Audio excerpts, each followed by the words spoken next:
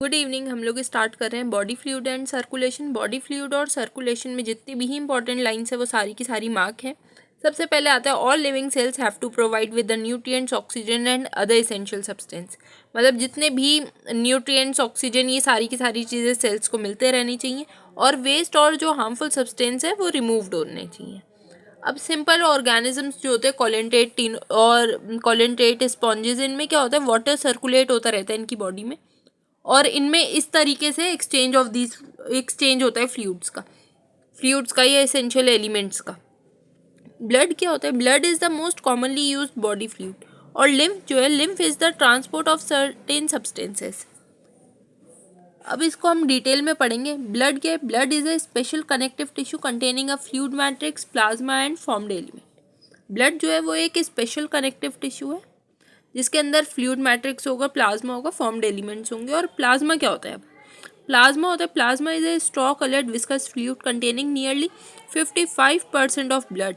90 to 92% of the plasma is water. Protein contribute 6 to 8% of it. अब इसमें जो major proteins होते हैं, प्रोटीन कितने? 6 to 8% है। अब इसमें मेजर प्रोटीन जो होते हैं वो होते हैं fibrinogen, globulin, albumins. Fibrinogen are needed for clotting और कोगुलेशन ऑफ ब्लड। मतलब जो हमारी जब हमको जैसे कहीं से ब्लीडिंग हो रही है तो इसमें जो क्लॉटिंग होती है ना, ब्लड क्लॉटिंग, उसके लिए हेल्प करते, उसमें बहुत ज़्यादा ज़रूरी होता है fibrinogen. Globulin primary are involve in defence mechanism of the body. वो डिफेंस मैकेनिज्म का काम करता है ग्लोब्यूलिन। और albumin help in osmotic balance. Plasma also contains some small amount of minerals like sodium, calcium, magnesium और hydrogen carbonate, chloride, ये सारी की सारी चीज़ें भी बहुत स्मॉल अमाउंट में होती हैं। ठीक है, Na+, Ca++, Mg और HCO3, Cl, ये सारी चीज़ें। अब ग्लूकोज, अमीनो एसिड, लिपिड्स ये भी होते हैं, are also present in plasma. These are always in they are always transit in our body. Factors for the coagulation or a clotting of a blood are also present in plasma and in active form. जो coagulation और ये सारी चीज़ें जो होती है, मतलब जो फिब्रिनोजन होता है ना, इनडायरेक्टली ये कह रहे फिब्रिनोजन जो होता है वो इनएक्टिव फॉर्म में होता है। वो तभी एक्टिव होगा जब ब्लीडिंग होगी उस टाइम पे वो क्लॉटिंग करेगा, उस टाइम पे वो जाके एक्टिव होगा। Plasma without clotting factor are called serum.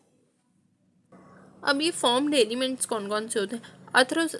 Erythrocytes, leukocytes, platelets, ये सारे के सारे, इन सबको हम कहते हैं फॉर्म्ड एलिमेंट्स।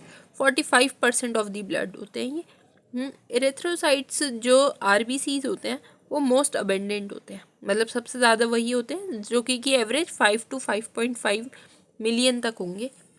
और उसके अलावा RBCs are formed in a red bone marrow in adult, and RBCs are devoid nucleus in the most of the mammal and biconcave in shape. RBCs में सबसे ज़्यादा इम्पोर्टेंट ये है कि इसकी शेप और इन सब चीज़ों से बहुत बार क्वेश्चंस आए हैं पहले भी, तो आगे भी आने के चांसेस है। पूरा पेपर अब एनसीईआरटी से ही आता है, आउट ऑफ एनसीईआरटी कुछ भी नहीं आता। तो इसमें जो भी है छोटे छोटे पॉइंट्स ये सारे के सारे इम्पोर्टेंट है। एनसीईआरटी की एक एक लाइन आनी चाहिए, बाहर से एक चीज़ नहीं आएगी।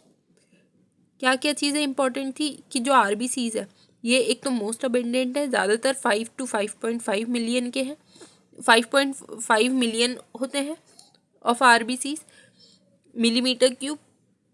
और जो ये होते हैं ये red bone marrow in adult है, are formed in red bone marrow in adult, और ये devoid nucleus in the most of the mammal और बाइकॉनकेव शेप के होते हैं। अब इनमें एक red colour iron containing pigment होता है जिसको हम हीमोग्लोबिन कहते हैं।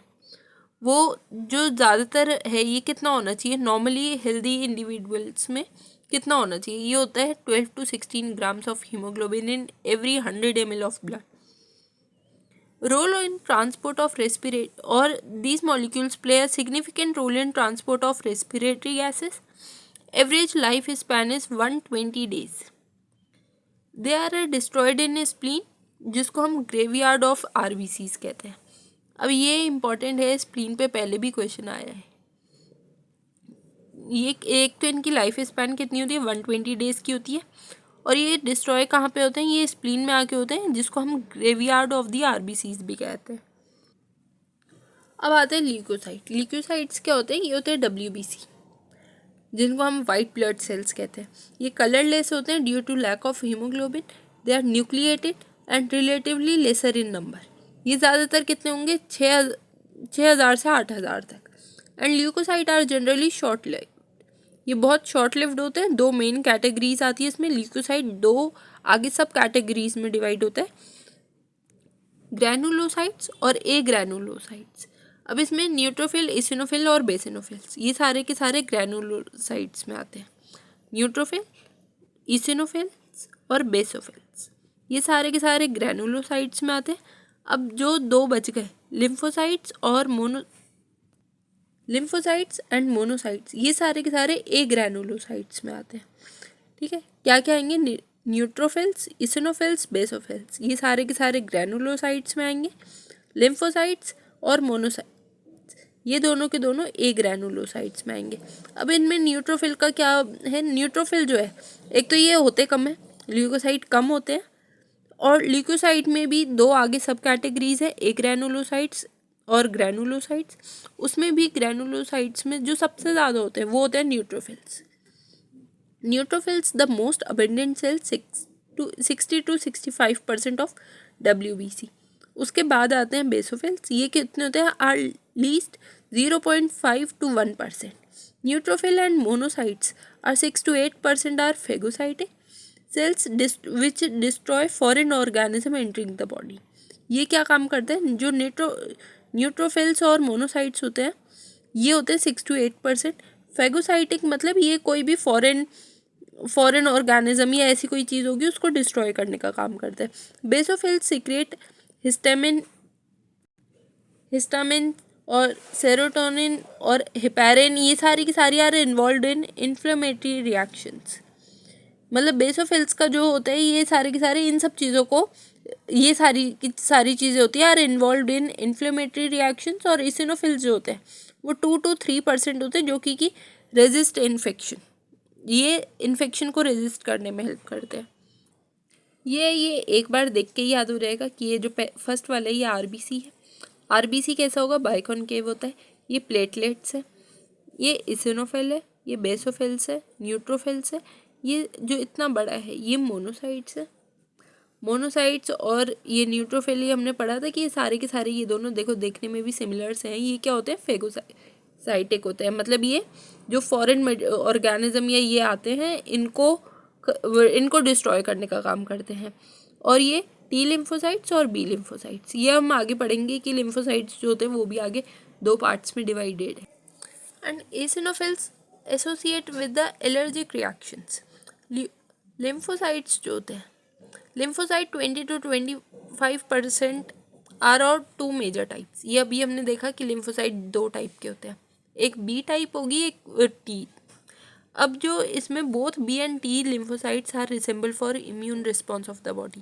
ये दोनों के दोनों इम्यून रिस्पॉन्स के लिए होते हैं। और प्लेटलेट्स आर ऑल्सो कॉल्ड, आगे जो 12th क्लास में ह्यूमन हेल्थ एंड डिजीज़ है उसमें ये B और T लिम्फोसाइट्स का बहुत डिटेल में दिया हुआ है कि ये कैसे रिस्पॉन्सिबल होते हैं, इम्यून रिस्पॉन्स के लिए कैसे रिस्पॉन्सिबल होते हैं। ये सारी चीज़ें बहुत डिटेल में दी हुई हैं, तो हम वहाँ पे बहुत डिटेल में देखेंगे इसको। अब platelets are also called thrombocytes. ये क्या होता है? सेल्फ फ्रेगमेंट्स होते हैं produced from megakaryocytes, special cells in bone marrow. ये कितने होते हैं? ज़्यादातर ये होते हैं 1,50,000 to 3,50,000 प्लेटलेट्स। अब इन्वॉल्व इन कोगुलेशन और a clotting of a blood, a reduction in number can lead a clotting disorder. अगर इनका नंबर कम हो जाए, थ्रोम्बोसाइट्स का नंबर कम हो जाए, थ्रोम्बोसाइट्स बोलते हैं किसको? प्लेटलेट्स को। अगर ये कम होता जाए तो क्या होगा कि आगे जाकर बहुत सारी क्लॉटिंग डिसऑर्डर्स करेगा, which lead a excessive blood from the body, जो कि बहुत ज़्यादा एक्सेसिव ब्लड लॉस कराएगा हमारी बॉडी में से। जैसे अगर कहीं पे ब्लीडिंग हो रही है तो वो रुकेगी नहीं। ऐसे बहुत सारे क्लॉटिंग डिसऑर्डर्स होते हैं इनकी वजह से। अब यहाँ पे आता है ब्लड ग्रुप्स। ब्लड ग्रुप में 2 टाइप्स हैं, एक तो होता है ABO ग्रुपिंग और एक होती है RH ग्रुपिंग।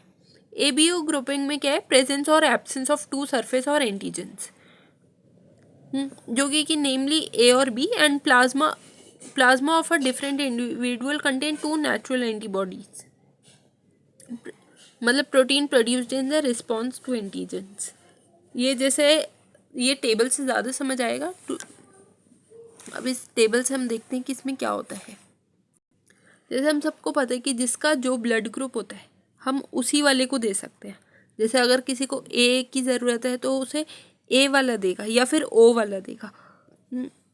ऐसा नहीं हो सकता कि हम ए वाले को बी वाला दे दें या बी वाले को ए वाला दे दें। ऐसा क्यों? To avoid a severe problem of clumping, destruction of RBCs. अब ये टेबल बहुत ईजी है। यहाँ पे सारे लिखे हैं ब्लड ग्रुप्स और यहाँ पे लिखे हैं एंटीजेंस और एंटीबॉडीज़। ठीक है, अब जो ब्लड ग्रुप है उसके अगेंस्ट एंटीबॉडी किसके अगेंस्ट बनेगी? बी के अगेंस्ट।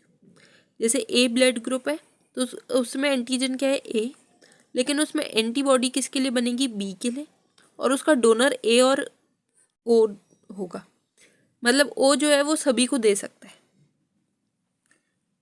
सेम अगर बी ब्लड ग्रुप है तो उसमें क्या होगा? एंटीजन तो बी होगा, एंटीबॉडी अगेंस्ट ए के बनेगी तो एंटी ए होता है, और डोनर उसका जिसका खुद का ब्लड ग्रुप है वो अपने वाले को तो दे ही सकता है, साथ में ओ वाला दे सकता है। और ए बी वाला है तो उसमें क्या होगा? एंटीजन ए बी के लिए होगा। अब दोनों के एंटीजन है तो एंटीबॉडी किसी के लिए भी नहीं बनती है, उसमें एंटीबॉडीज होती ही नहीं है, तो वो सबको दे सकते हैं। अब ये जो ब्लड ग्रुप ओ होता है इसमें क्या है? एंटीजन किसी का भी प्रेजेंट नहीं होता, तो इसमें एंटीबॉडी सबके अगेंस्ट होती है। एंटी ए भी होता है, एंटी बी भी होता है, तो इसको जो डोनर ग्रुप है वो सिर्फ ओ वाला ही होता है, इसको और कोई दे ही नहीं सकता। जो ओ ग्रुप है ये क्या कर रहा है? ये सबको दे रहा है, तो ये है यूनिवर्सल डोनर। ए बी जो है, ए बी के पास देखो, ए बी के पास एंटीजन जो है वो तो ए बी के हैं, लेकिन उसमें एंटीबॉडी किसी के लिए भी नहीं है, तो उसको ए बी वाला भी दे सकता है, ए वाला भी दे सकता है, बी वाला भी दे सकता है। तो वो होता है यूनिवर्सल रेसिपिएंट, मतलब यूनिवर्सल रिसेप्टर, मतलब वो सबसे ले सकता है ब्लड ग्रुप। अब आती है ये आर एच ग्रुपिंग की बात। ये सारा का सारा हमने देख लिया कि ए ब्लड ग्रुप होता है, बी होता है, ए बी होता है, ओ होता है। अब इनमें नेगेटिव और पॉजिटिव भी होते हैं, जैसे बी पॉजिटिव हो गया, ए पॉजिटिव हो गया, ए बी पॉजिटिव हो गया, या बी नेगेटिव हो गया, तो ये आता है इनसे। आर एच ग्रुपिंग क्या होती है? ये रेसस मंकी, इस ये another antigen R H antigen similar to one present in rhesus monkey, इसकी वजह से इसका नाम आर एच पड़ा था, आर एच ग्रुपिंग। अब इसमें क्या होता है? इसमें जो मेजॉरिटी जो होती है ना उनका पॉजिटिव में होता है। तो हमें पता ही है कि surface of RBCs of the majority nearly 80% of the humans, इनको हमको बोलते हैं R H positive. R H positive होते हैं, तो जैसे इनका ब्लड ग्रुप जो भी है, जैसे बी है, ए है, तो ये सारे सारे बी पॉजिटिव, ए पॉजिटिव ऐसे होंगे।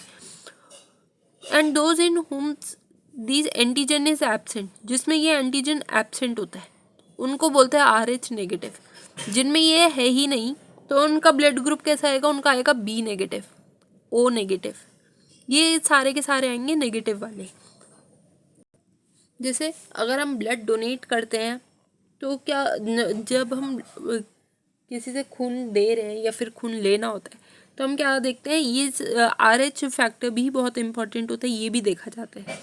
तो इसमें क्या होगा? जैसे बी पॉजिटिव वाला बी पॉजिटिव को देगा, बी नेगेटिव वाला नेगेटिव से लेगा, तो ये इन सब चीज़ों का भी फ़र्क पड़ता है। अब इसमें एक स्पेशल केस आता है, जैसे अगर कोई मदर प्रेग्नेंट है, कोई लेडी प्रेग्नेंट है, तो उसमें क्या होगा कि जैसे अगर उसका नेगेटिव ब्लड ग्रुप है, जैसे आर एच नेगेटिव लेडी है, उसका आर एच नेगेटिव है, और अगर कोई जैसे डिलीवरी के टाइम पे मतलब प्रेगनेंसी के टाइम पे जिसका अगर बेबी है और उसका अगर पॉजिटिव है, तो उस केस में क्या होता है कि पहले तो वो जैसे फीटस पूरा अलग बनता है, पूरा उसका पूरा प्रोसीजर अलग है, वो प्लेसेंटा से सेपरेट रहेगा, तब उस टाइम पे कोई नहीं है। लेकिन डिलीवरी के टाइम पे अगर उनका ब्लड थोड़ा सा भी मिक्सअप हुआ तो उसमें क्या होता है कि आर एच पॉजिटिव में जो एंटीजेंस है वो सारे के सारे, वो कोई सा भी मदर बॉडी में नहीं है। आर एच जो मदर थी वो तो आर एच नेगेटिव है, उनके लिए ये सारे के सारे एंटीजन नए हैं, तो वो क्या करेगी, इनके अगेंस्ट एंटीबॉडीज़ बना लेगी। तो वो फर्स्ट डिलीवरी तो नॉर्मल होगी, जो सेकंड होगी, जो सेकंड या उसके बाद जो भी होगी, उनके ऊपर उसका इफेक्ट पड़ेगा। वो क्या करेगा कि वो उसके जो अगेंस्ट एंटीबॉडीज़ बन गई है ना, वो आगे जाकर फीटल के आरबीसीज को डिस्ट्रॉय कर देगी, जिसकी वजह से बहुत सीवियर एनीमिया हो सकता है, जॉइंडिस हो सकता है, ऐसी बहुत सारी केसेस हो सकती हैं जिससे बेबी मर भी सकता है। तो सबसे पहले क्या होता है, सबसे पहले RH नेगेटिव ब्लड ग्रुप जो होता है मदर का, अगर वो उसका जो फीटस है वो RH पॉजिटिव है, फीटस मतलब जो बेबी बॉर्न होने वाला है, तो जब वो एम्ब्रियो में होते हैं तो उसको फीटस कहते हैं। तो जो फीटस है अगर वो RH पॉजिटिव है, मदर RH नेगेटिव है, तो क्या होगा कि नेगेटिव जो है उसके अंदर तो एंटीजन है ही नहीं, RH के अगेंस्ट कोई एंटीजन नहीं है।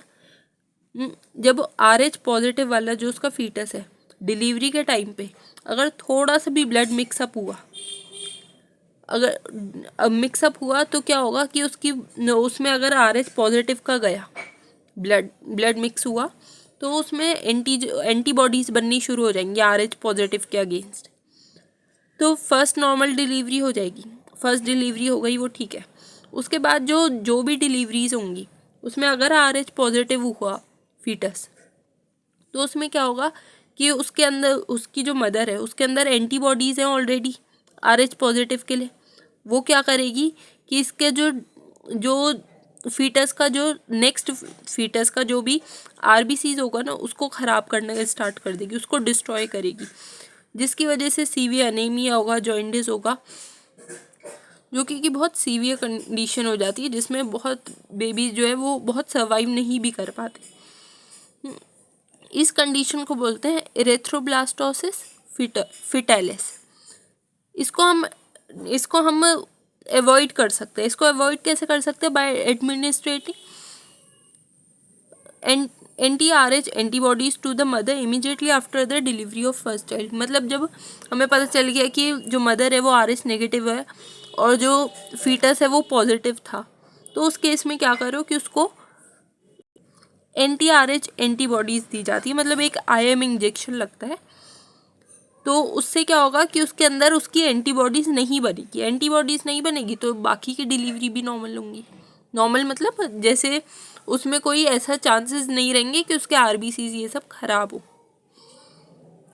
अब आते हैं कोगुलेशन ऑफ ब्लड।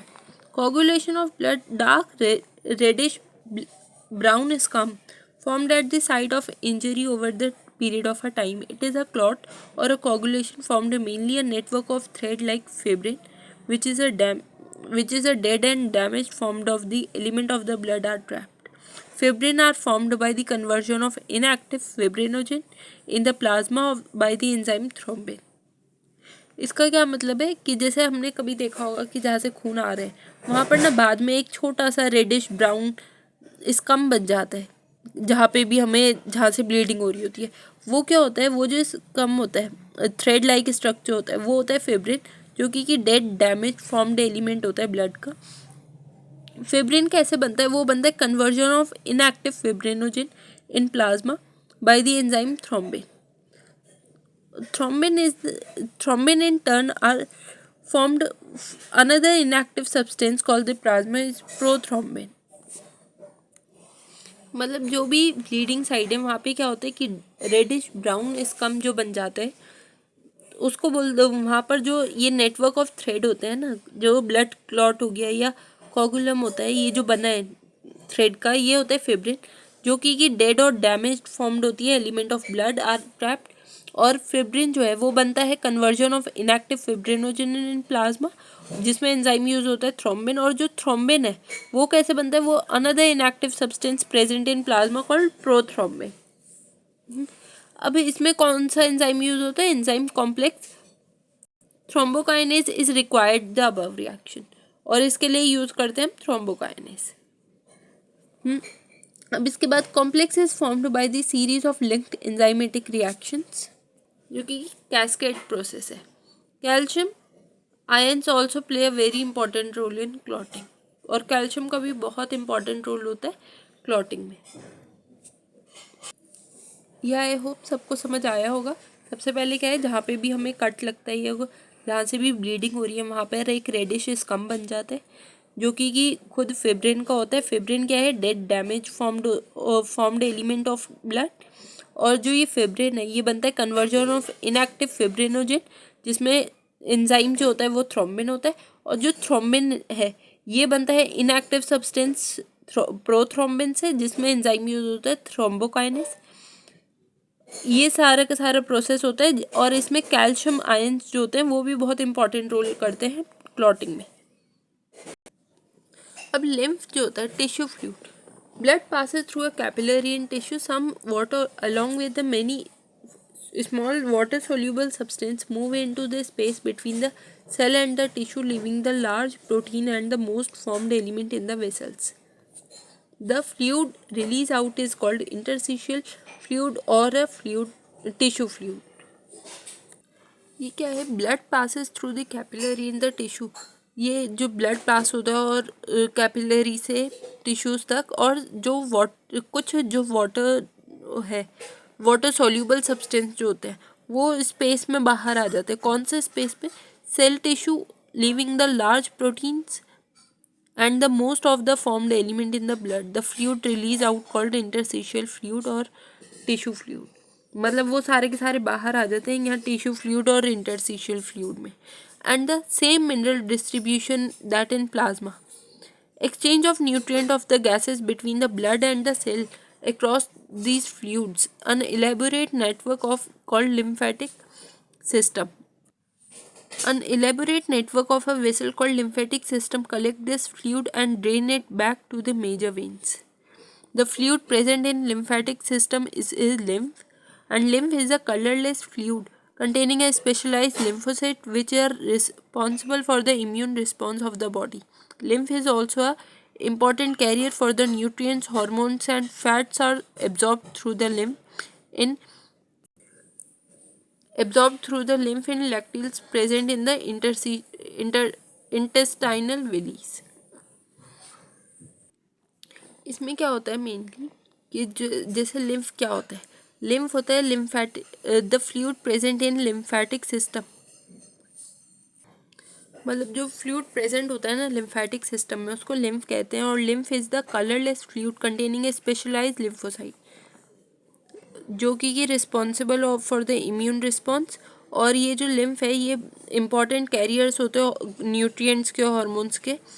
अब ये क्या होता है कि जो ये ब्लड जो ट्रांसफ़र हो रहा है ना, ब्लड पास जो हो रहा है कैपिलरी से, और इसमें से कुछ वाटर और स्मॉल वाटर सॉल्यूबल सब्सटेंस जो है ये सारे के सारे ना बाहर आ जाते हैं। मतलब tissue between the cells and the tissue से, वो between the cell of the tissue living the large protein and most of the formed element.